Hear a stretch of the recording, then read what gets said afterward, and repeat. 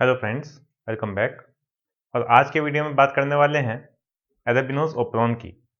अपने पिछले वीडियो में हमने बात करी थी ट्रिप्टोफैन ओपेरॉन की और आज बात करेंगे एरेबिनोज ओपेरॉन की। तो चलिए शुरू करते हैं। दोस्तों, एरेबिनोज ओपेरॉन में सबसे पहले बात करते हैं इसके स्ट्रक्चर की।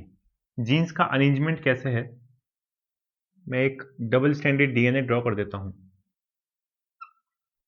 इस डबल स्टैंडर्ड डीएनए के अंदर जैसे ट्रिप्टोफैन ओपेरॉन या लेक ओपेरॉन में था, कुछ जीन्स थे, कुछ प्रमोटर था, ऑपरेटर साइट थी ना। तो ऐसे ही इसमें भी होगा। तो इसके अंदर मेनली 3 जीन्स होंगे, बी जीन, ए जीन और डी जीन। सुनने में ये आता है बैड, बैड माने बहुत बुरा, लेकिन ये बुरा नहीं है, बहुत अच्छा है। ये पूरा ओपेरॉन सिस्टम या पूरा कंसेप्ट बहुत अच्छा है। 3 जीन्स हैं, एरा बी जीन, एरा ए जीन और एरा डी जीन।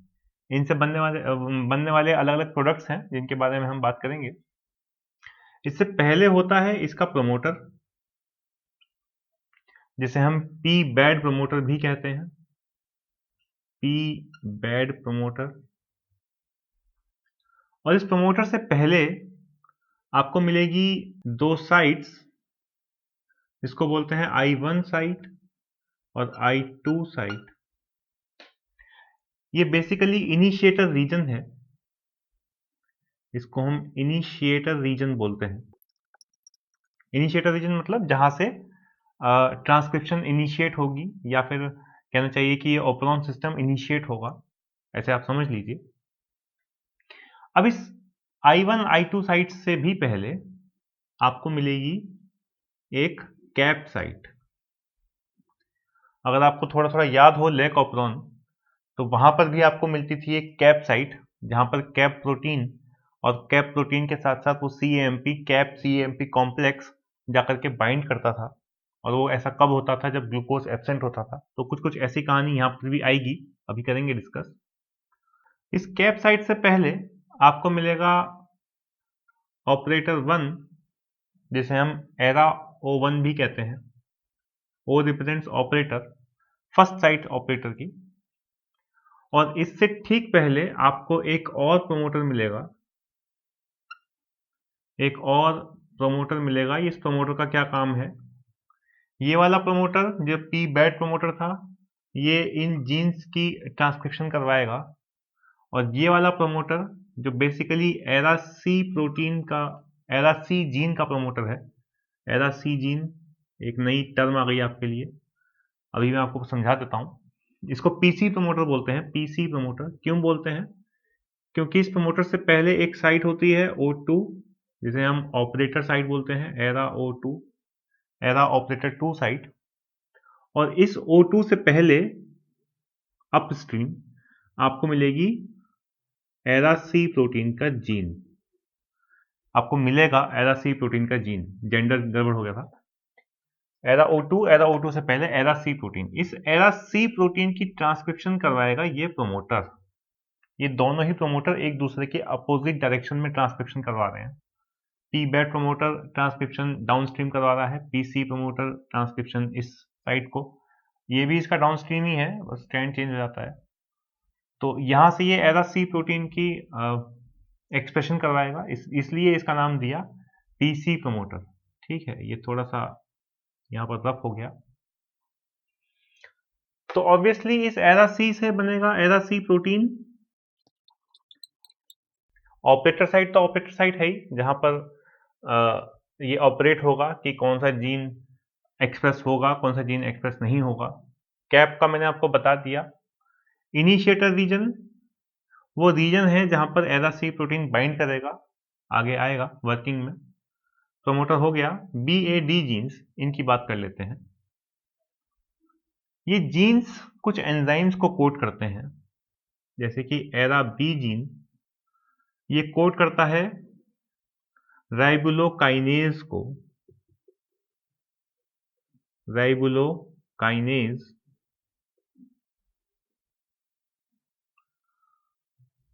ठीक है। एरा ए जीन ये कोड करता है आइसोमरेज, आइसोमरेज एंजाइम को। और एरा डी जीन ये कोड करता है एपिमरेज एंजाइम को। एपिमरेज एंजाइम को। तो ये 3 एंजाइम्स हैं जो इन 3 अलग अलग जीन से कोड होते हैं। अगर इस प्रोमोटर से आगे ट्रांसक्रिप्शन होगी तो इन तीनों ही जीन्स की एक्सप्रेशन होगी। अगर इन जीन्स की एक्सप्रेशन होगी तो इन एंजाइम से कौन सी रिएक्शन कैटालाइज होगी, वो समझने के लिए हम इसकी रिएक्शन देख लेते हैं। एरेबिनोज ऑपरॉन की बात हो रही है तो ऑब्वियसली एरेबिनोज ही वो शुगर है जिसकी कैटालिसिस होगी। इस एरेबिनोज पर सबसे पहले आकर के अटैक करेगा आइसोमरेज एंजाइम। मैं शॉर्ट में लिख दे रहा हूं वरना बहुत लंबा हो जाएगा। आइसोमरेज एंजाइम जो किसने कोड किया था? ए जीन ने। तो मैं लिख देता हूं एरा ए जीन। एरा ए जीन ने इस आइसोमरेज को कोड किया था, जिसकी वजह से ये एरेबिनोज कन्वर्ट हो गया राइबुलोज में। ओके। अब आपने अगर स्टीरियो आइसोमर्स पढ़े हों, 2 फॉर्म होती हैं, एक होती है एल फॉर्म, एक होती है डी फॉर्म। यहां पर बात होगी एल फॉर्म की। एल एरेबिनोज कन्वर्ट हो जाएगा एल राइबुलोज में with the help of enzyme isomerase. और ये वाली जो रिएक्शन है ये रिवर्सिबल रिएक्शन है। मतलब आइसोमरेज एंजाइम चाहे तो राइबुलोज को वापस एरेबिनोज में भी कन्वर्ट कर सकता है। ठीक है, लेकिन ऐसा होता नहीं है क्योंकि हमारे पास और भी एंजाइम्स हैं जो जल्दी जल्दी रिएक्शन को आगे की तरफ फॉरवर्ड करवाते हैं। ये राइबुलोज कन्वर्ट हो जाएगा राइबुलोज 5 फॉस्फेट में। मैंने फॉस्फेट को पूरा नहीं लिखा, पी लिख दिया, समझने वाली बात है। एल फॉर्म है तो एल ही बनेगा, राइबुलोज 5 फॉस्फेट। और इसके लिए जो एंजाइम आएगा आप देखकर ही बता सकते हैं, राइबुलोकाइनेज, क्योंकि काइनेज वो एंजाइम्स होते हैं जो फॉस्फेट ग्रुप का ट्रांसफर करते हैं। तो यहां पर जो जीन काम कर रहा है that is ara B gene, और इसका प्रोडक्ट राइबुलोकाइनेज। और ये वाली जो रिएक्शन है ये रिवर्सिबल नहीं है। एक बार राइबुलोज से राइबुलोज 5 फॉस्फेट बन गया तो बन गया, वापस से राइबुलोज नहीं बनेगा। ये एंजाइम नहीं करेगा इस काम को। तो वही वाली बात है कि रिएक्शन फॉरवर्ड डायरेक्शन में चलेगी।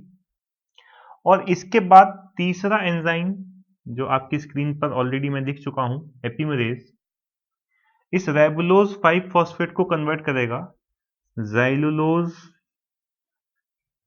5 फॉस्फेट में।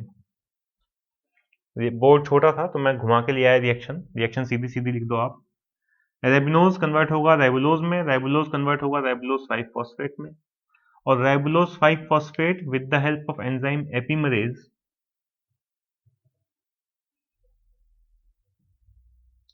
यानी कि एरा डी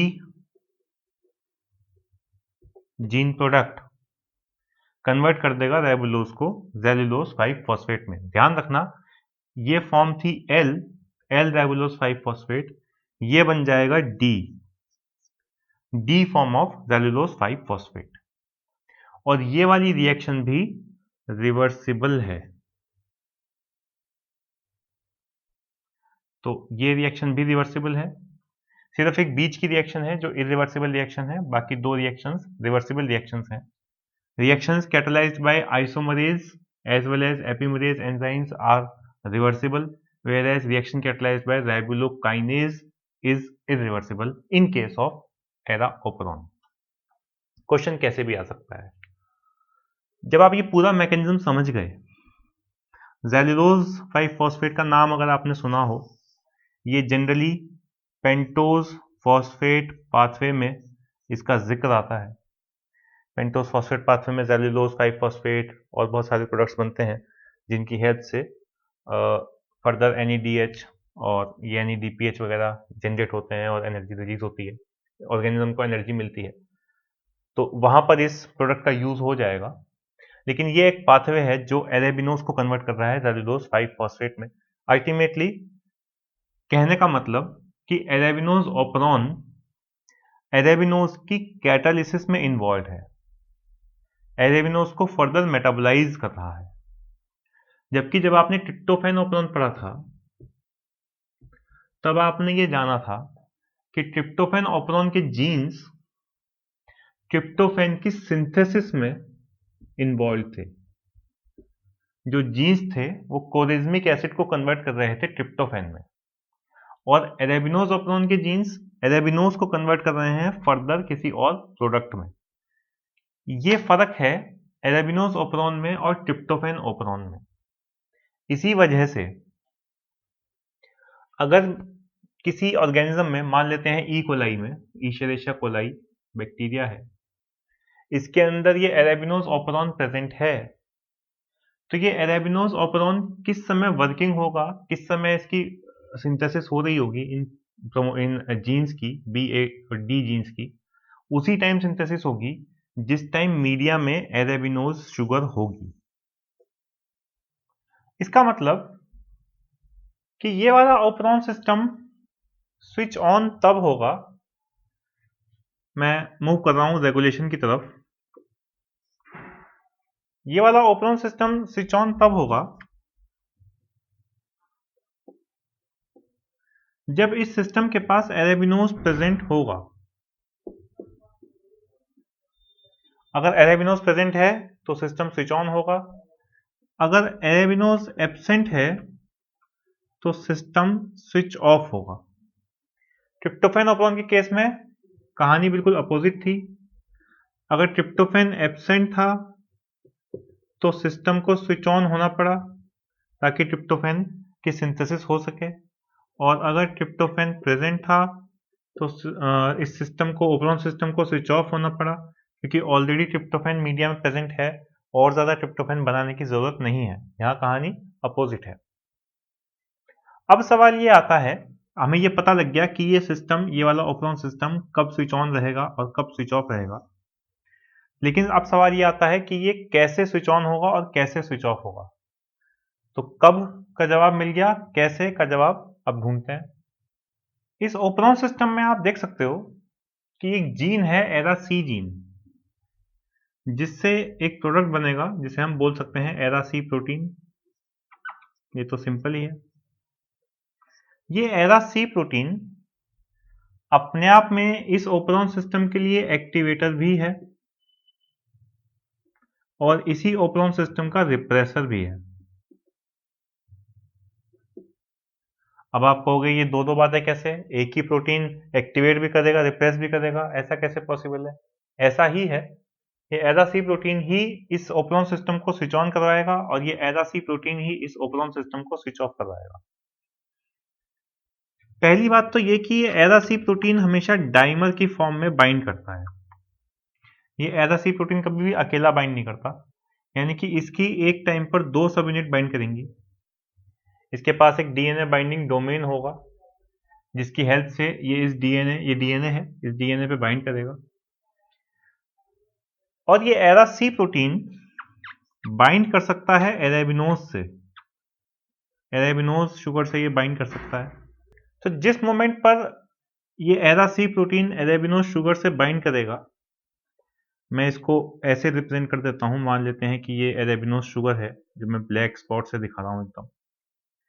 एक कंडीशन ये हो गई जिस टाइम अरेबिनोज शुगर एरासी प्रोटीन के साथ बाउंड है।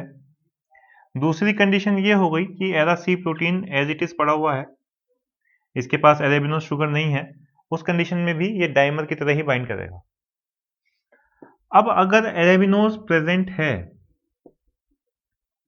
तो मैंने आपको बताया था कि ये ओपरॉन सिस्टम स्विच ऑन होगा। कैसे होगा कि ये जो एरासी अरेबिनोज का कॉम्बिनेशन है, एरासी अरेबिनोज का जो डाइमर है, ये जाकर के बाइंड कर जाएगा I1 और I2 पर। ये इनिशिएटर रीजन्स थे, अभी आपको बताया। यहां पर जाकर के ये बाइंड कर जाएगा इस तरीके से, ये अरेबिनोज के साथ अटैच्ड है, as a C protein I1 और I2 दोनों पर बाइंड कर गया।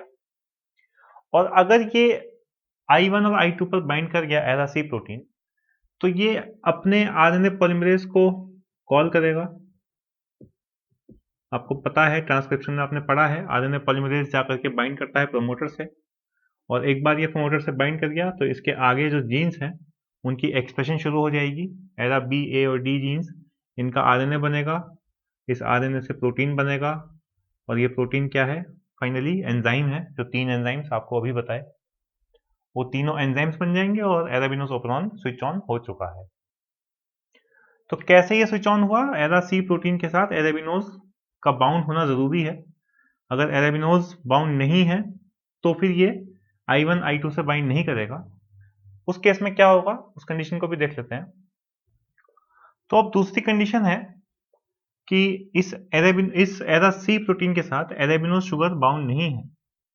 इस केस में इस एरा सी प्रोटीन की एक सबयूनिट बाइंड करेगी I1 के साथ और दूसरी सबयूनिट बाइंड करेगी O2 के साथ, ऑपरेटर 2 साइट। अब आप बोलोगे कि ये I1 और O2 तो बहुत दूर बैठे हैं, इनके बीच में तो काफी डिस्टेंस है, और ये डाइमर बना के बैठे हैं, तो ये कैसे बाइंड करेंगे? तो इनकी बाइंडिंग के लिए क्या होगा कि ये डीएनए लूप बनाएगा। ये इस तरीके से लूप बनाएगा डीएनए,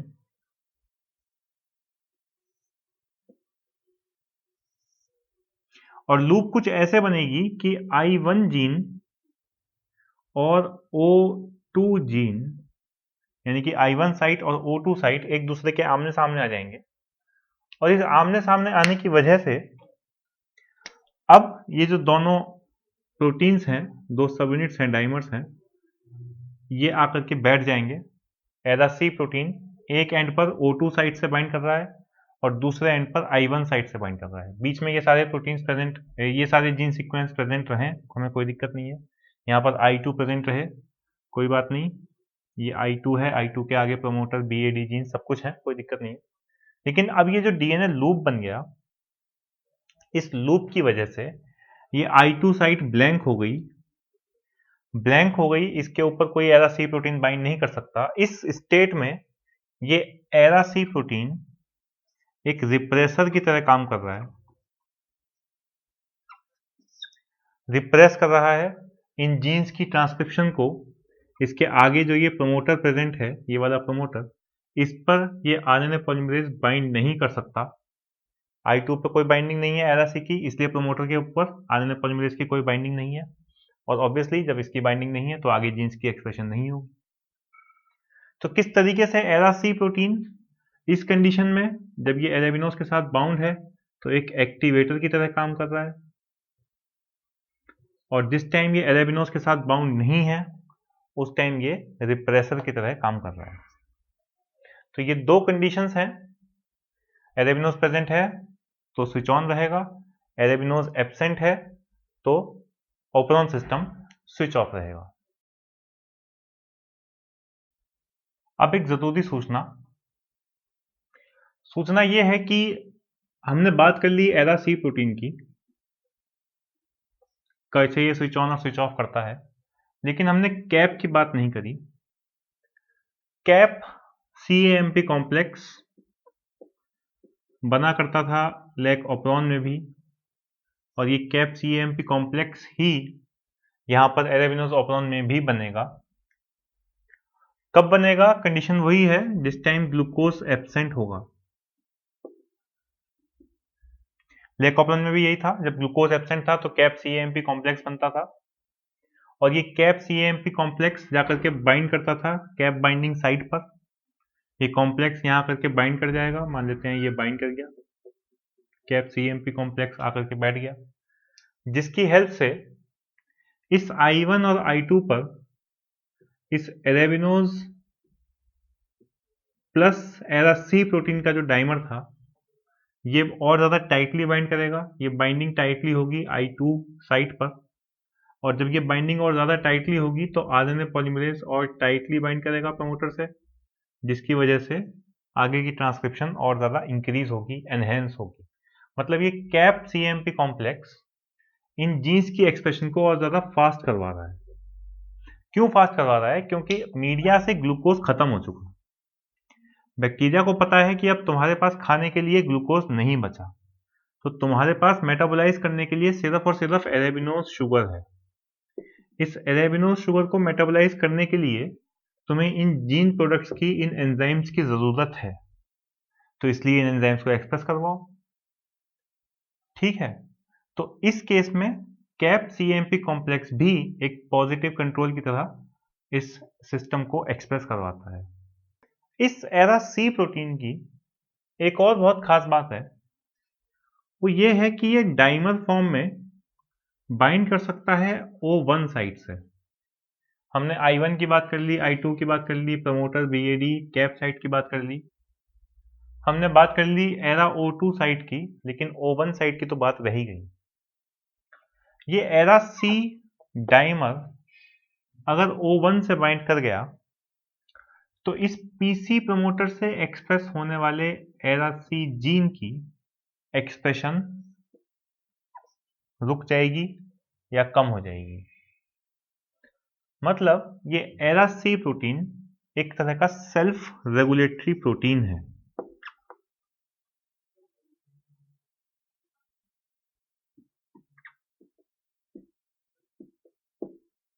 सेल्फ रेगुलेटरी प्रोटीन एक ऐसा प्रोटीन जिसे पता है कि अगर तुम्हारी कंसंट्रेशन बहुत ज्यादा हो गई, तुम्हारा प्रोडक्ट बहुत ज्यादा बन गया, तो तुम खुद ही जाकर के खुद की ही एक्सप्रेशन को रोक दो। इस तरह का प्रोटीन होता है सेल्फ रेगुलेटरी, खुद ही खुद को रेगुलेट कर रहा है। तो यहाँ पर एरा सी प्रोटीन खुद ही खुद को रेगुलेट कर रहा है। अगर इसकी कंसंट्रेशन बहुत ज्यादा हो गई तो ये जाकर के बाइंड करेगा O1 साइट से, ऑपरेटर 1 साइट से, और अगर ये ऑपरेटर 1 साइट से बाइंड कर गया तो अब आरएनए पॉलीमरेज इस प्रोमोटर साइट पर बाइंड नहीं करेगा।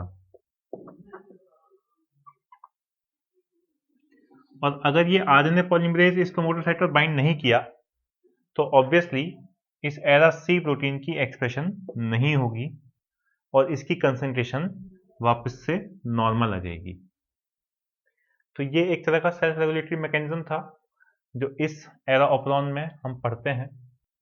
दोस्तों, इस एराबिनोज ऑपरॉन का एक बहुत इंपॉर्टेंट यूज है, बहुत अच्छी सिग्निफिकेंस है इसकी एक्सप्रेशन वेक्टर्स में।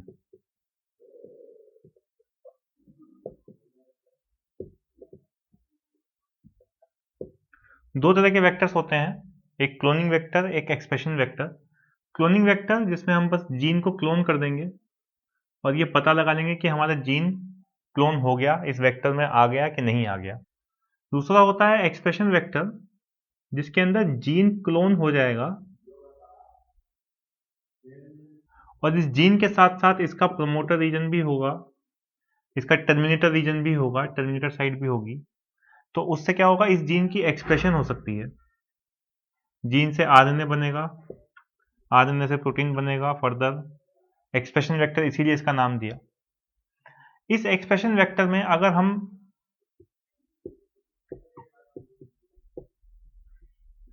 पी बैड प्रमोटर डाल दें तो क्या होगा, ये पी बैड यही वाला प्रमोटर, इस जीन की एक्सप्रेशन को हम अपने हिसाब से कंट्रोल कर सकते हैं। एरेबिनोज ऐड करो